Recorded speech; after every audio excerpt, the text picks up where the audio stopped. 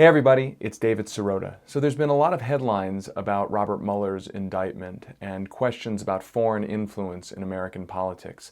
A lot of people are treating the indictment and the allegations of Russian interference in the election as something extremely new. That is, that foreign government influence in the United States is something completely new, something completely novel and the like.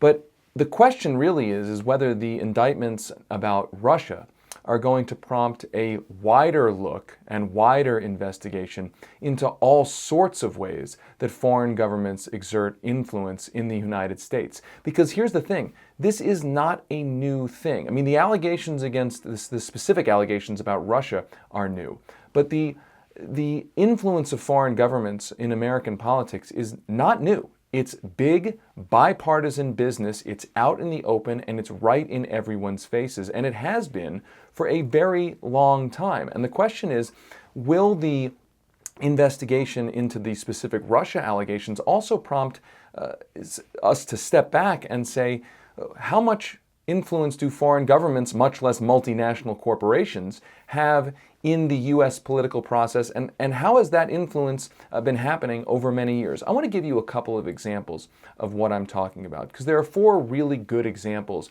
of what I'm talking about to give you a sense of the fact that the Russia investigation really is touching on a much bigger phenomenon. So here's one example. MapLight, the campaign finance watchdog group, and International Business Times recently reported about lobbyists who represent foreign governments and how they give lots of money to American politicians.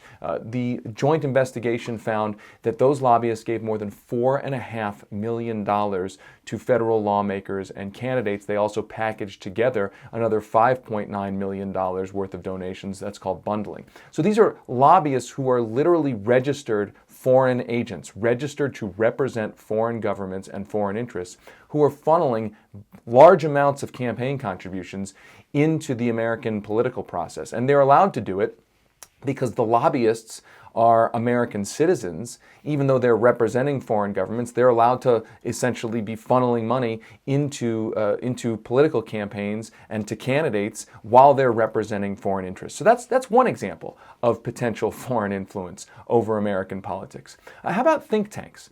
There was a 2014 New York Times report, an investigation that found, quote, more than a dozen prominent Washington research groups have received tens of millions of dollars from foreign governments in recent years while pushing the United States government officials to adopt policies that often reflect those donors' priorities. The whole think tank world and how think tanks produce policies that are designed to influence American politics, you've got a large amount of foreign money coming into those think tanks that are influencing and shaping American politics. Here's another one. I mean, you look at the Saudi Arabia as one of the big influencers in Washington. Here's a Washington Post report.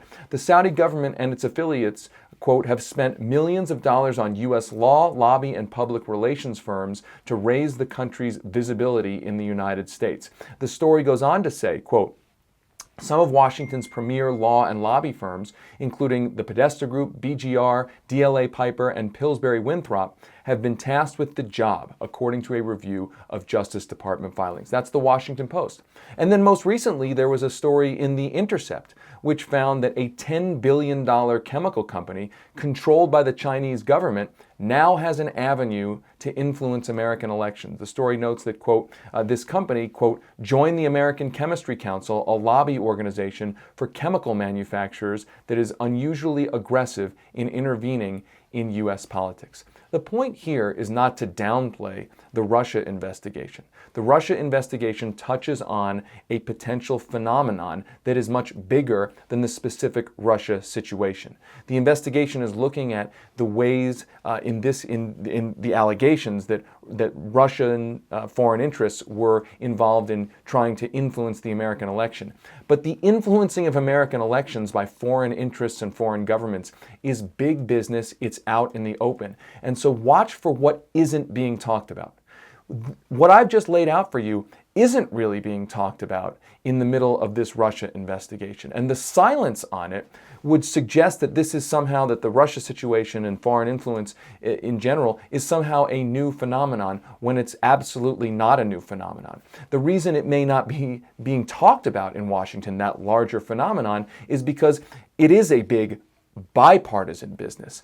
This is something that's been going on for a long time with lobbyists and former members of Congress and two political candidates of both political parties. And the fact that this hasn't been really discussed, or that the Russia investigation hasn't been contextualized within this entire context of foreign influence in Washington, D.C., that omission suggests that the political powers that be don't really want to talk about foreign influence over U.S. Politics, that they want to try to create a scandal over one potential set of allegations, but they don't want to necessarily look at the entire issue, at the entire systemic, the systemic way that this operates. And it's just worth remembering that you can pull out this one example, the Russia example, and say, hey, this is a huge problem. But if you're being honest about it, it should be contextualized within the system through which, a very multi-layered system through which foreign interests, foreign governments, and multinational corporations have been influencing American politics and Washington policy for a very long time.